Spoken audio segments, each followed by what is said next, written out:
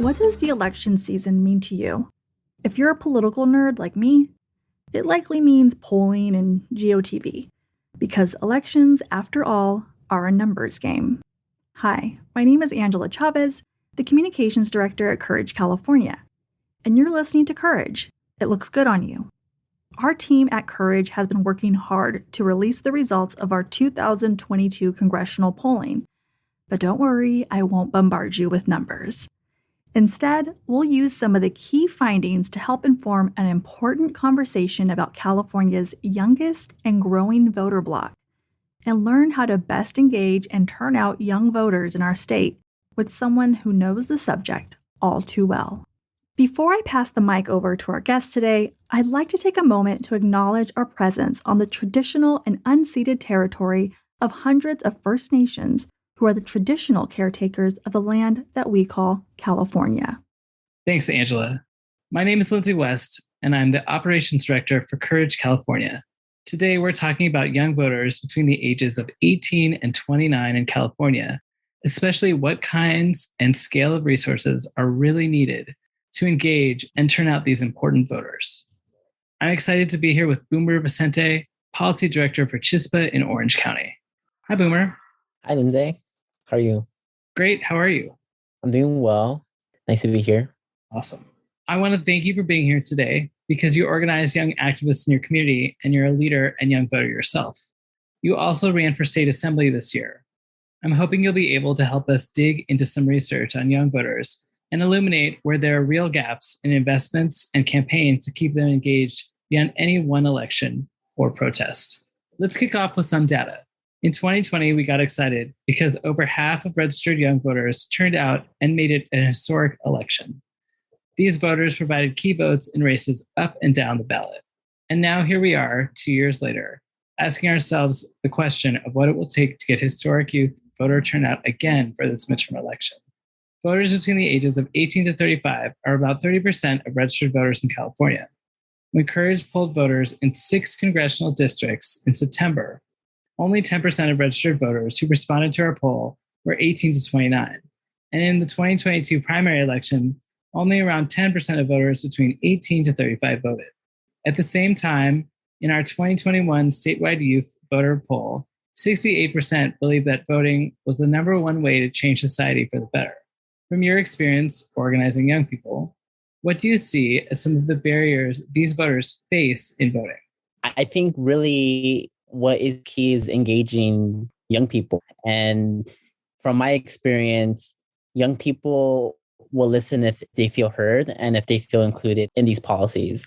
Because often at times we've seen politicians run that exclude a lot of young people that don't listen to what young people have to say. And I think especially this year, what we've seen is a huge decline in voter turnout. And through my experience running for assembly, part of the reason why I ran was to motivate young people and to make sure that young people felt that they were heard.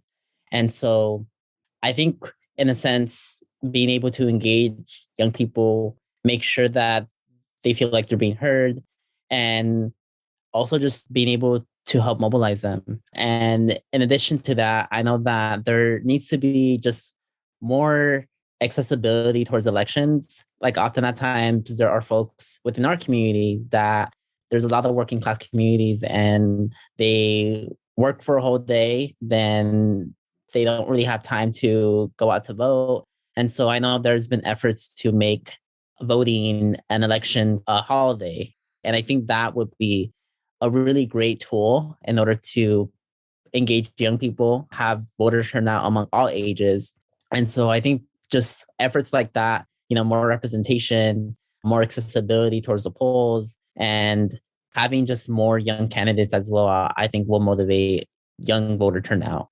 In our poll, 36% of young voters see community leaders and 32% see community organizations as the most influential on their vote, outranking business people and elected officials. What's your take on those numbers? I think on a local level, that rings more true. But I think as you go higher within the state level, it's often at times where special interests have a lot to say. And we see them spend hundreds of thousands of dollars in mailers and ads in order to elect their candidates. And so I think there needs to be a combination of really both community leaders and also like money. Money is a big component of elections. And so when we have community leaders that are voicing their endorsements, that is helpful on a local level. And they have a lot of influence. But I feel like money plays a huge role in politics and in campaigns. And oftentimes money helps create narratives that folks like misconstrued, like hate ads, like all these kind of narratives that will reach voters. And so I think there's different components to how voters are influenced and how money plays a huge role in that. All right. And that ties into our next question. Almost half of young voters who are not affiliated with either the Democratic or Republican Party say it's because they believe corporations and the wealthy have too much influence in the parties. How do you talk to young people about government and politics, especially when they have the perception, and some would say rightly so, that our systems are rigged? Yeah, I would say that is true among young people. Young people are really tired of these two electoral parties. It's binary. And a lot of young people want a more diverse party that represents the values of the communities. And here in California, I was very fortunate that I was endorsed by the California Working Families Party. They're very vocal around the inaccuracy and the misfall of the Democratic Party, how they really haven't made an effort in order to follow up with their promises and really like their campaign values. And we see a lot of Democrats that are bought out by politicians, especially we see a lot of Democrats that are bought out by corporate special interests, especially here in California. And so I support the creation of a multi-party such as the California Working Families Party. And I hope that as we go forward in politics, that we're able to allow a kind of party like the California Working Families Party to have such an influence in California. And we've seen that they play a large role in New York and especially in the East Coast. And so here in California and on the local and state level, we're hoping in a sense to kind of bring those kind of party structures, those resources to our communities. So you just mentioned you ran for state assembly this year. What motivated you to run? And what was one of the big takeaways you learned from your campaign? It's a big question. But what essentially motivated me to run was a combination of many things. First, my organizing policy experience. For the past few years, I've been doing policy work on a local and state level on campaigns related to police accountability, such as SB2, the police certification bill. Here on the local level, we helped pass, in a sense, rent control, where I was like a volunteer. And we also were able to kind of push forward more tenants protections. And I saw that our state representative, Tom Daly, was representing a district that was majority Latino, very young, very Democrat, but yet was voting very conservative and was endorsing Republicans. And I was tired of being represented by someone that was constantly failing our communities. Someone that during the pandemic went on a lobby trip visits with special interests in Hawaii while his communities were literally dying. And so it was a combination of really not feeling heard, feeling that our communities deserve better, and also just wanted to make a statement in a sense that young people don't have to wait their turn. And what I learned through this election is that, we need more young people to run, but we also need to have, in a sense, more resources for some candidates that come from grassroots communities, because I was up against very large, rich special interest where we had corporations like Disney spend in my race. We had oil companies, police associations spend hundreds of thousands of dollars to make sure that I wasn't elected. And so as a young person, as a first-time candidate, I think for me, I learned a lot about disrupting that pipeline and making a statement in a sense that this was the first time in our county that folks saw a young queer Latino running for a seat like this. And I was very proud of that. And I still hear to this day folks that feel inspired by my campaign, folks that are running for office because of my campaign. And so I think that for me is really motivating. And I encourage young people to run and not wait their turn and not be afraid and really just taking that leap of faith. Although I didn't make it past the primaries, I was originally running against an incumbent who was in this seat for 5 terms. He was an elected official longer than I'd been alive. And he dropped out of the race a day before the filing deadline. And that was a huge statement of what my campaign meant and what it was trying to change. And so I made him resign. And I think for me, that's a big accomplishment as someone that really does not need or can't represent our community. And so I learned a lot of lessons, and I'm really proud of the campaign that I ran. That's so awesome that you ran. Thank you. Thank you. Okay, so we're going to circle back to Chispa. What strategies have been most successful for you at Chispa to engage and motivate young voters? Yeah, so we do a lot of digital advocacy and also just on the ground efforts, but we have utilized really like social media as the way to reach our audience. And so we primarily focus on young Latinos between the ages of 18 to 35. And within the past few years, we've built a membership base, we've built a huge following, and we've been able to become one of the main key players in like the city of Santa Ana and in the county as well. And so the strategies that we've used is we've written op-eds, we've utilized media such as the Voice of OC Register, local media in a way to reach our audience. We've used online kind of social medias. And so one thing that we do is we do like a lot of like graphics and like campaigns around transparency and accountability around like police associations. And so one of the big campaigns that we did was Follow the Money campaign. And we tied council members to police associations and did like a huge summary of really how much they received, what did those funds result to, which resulted in these like pro-police policies that incarcerate our residents, incarcerate our communities. And we were able to make a huge wave of success that year because all the endorsed police association candidates lost during that election year. And our campaign became like a hashtag for other campaigns in the city of like Follow the Money, where people were going into expenditures and seeing what type of donations candidates were getting. And we really emphasized the toxicity of being endorsed by police associations. And so we were able to really do a lot in a sense within social media. But one also component is we mobilize young people to City Hall. And so we were helping organize protests during the Black Lives Matter movement. And these past 2 years, we've done a lot of work on the local and statewide level around issues around like housing, healthcare, police accountability. And so I'm really proud of the work that Chispa has done and the methods and the strategies that they've used in order to engage our audience, because a lot of our young people are working class. We have students, we have teachers, and a lot of our supporters are folks that aren't really policy wonks, that, aren't really folks that are really deep into politics.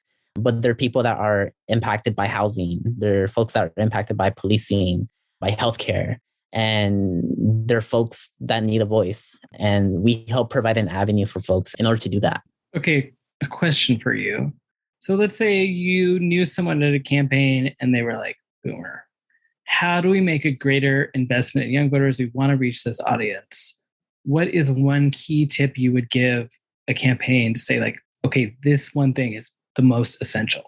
I would say direct contact, like conversations with people, because as I mentioned earlier, folks like to be heard and folks want to have their input expressed. And I've seen that through both organizing and also through my campaign for assembly, is how folks on an individual level don't feel that they're being represented in politics, and a lot of young people as well.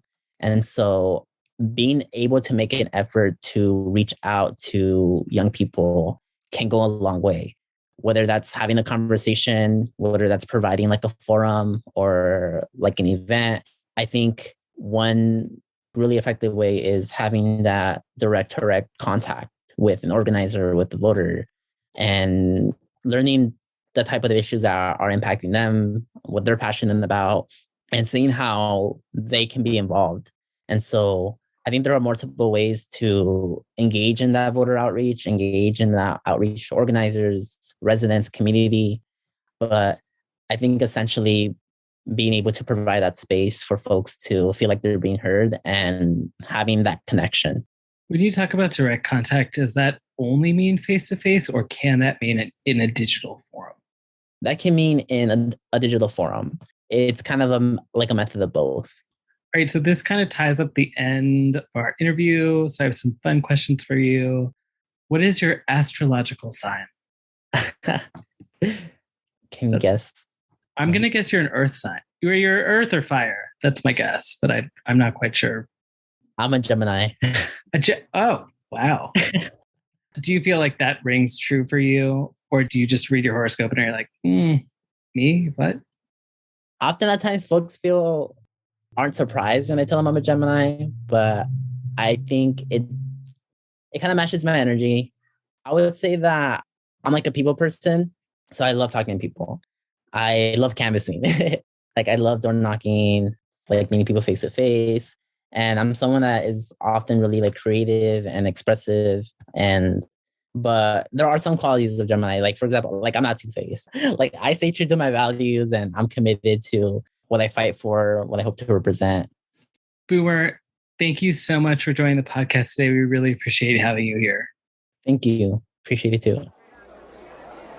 And now, for your shot of courage. Election Day is on November 8th, and it's coming up fast. California vote-by-mail ballots are already out, and if you haven't received one yet, you may not be registered to vote, or your voter registration isn't up to date.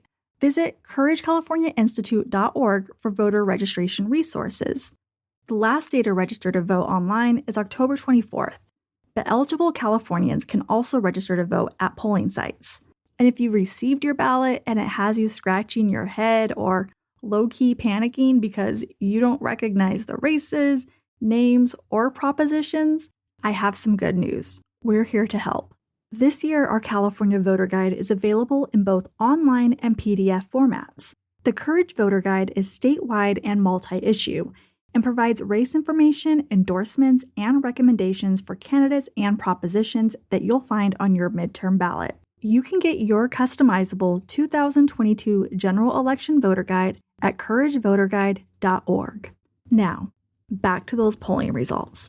In preparation for the midterm elections and to help support GOTV efforts, Courage California partnered with Data for Social Good, Communities for a New California, Inland Empire United, and OC Action to conduct polls of over 3,000 registered voters in 6 key battleground congressional districts, including 13, 21, 22, 27, 41, and 45. These districts are located in multiple Central Valley, Los Angeles, Orange, and Inland counties, and because their boundaries have changed since redistricting, they provide rare opportunities to flip what have been historically red congressional districts. And this is huge. And if you're wondering why this is such a big deal, let me give you an example. So, while according to all the polls, not just ours, Californians overwhelmingly support abortion rights, there are still people running for Congress in California who do not support them. This is our opportunity to not just protect body autonomy in our state, but potentially nationwide and for good. You can find the results from our 2022 polling for congressional districts 13, 21, 22, 27, 41, and 45 under the Engage section at couragecalifornia.org. Please share our voting resources to help get out the vote and protect our rights and freedoms. And if you have any election-related questions, reach out. We're happy to help. I'm your host, Angela Chavez, and this has been Courage. It looks good on you. We appreciate you joining us today and hope that you will tune in next time, because you guessed it, we're just getting started. With you, fashioned in courage, we can create a California that represents and serves us all. Let us know your thoughts about today's episode by tagging us at CourageCA and using the hashtag #CourageLooksGoodOnYou. And if you liked this podcast, please rate it and subscribe wherever you get your podcasts from. And of course, share.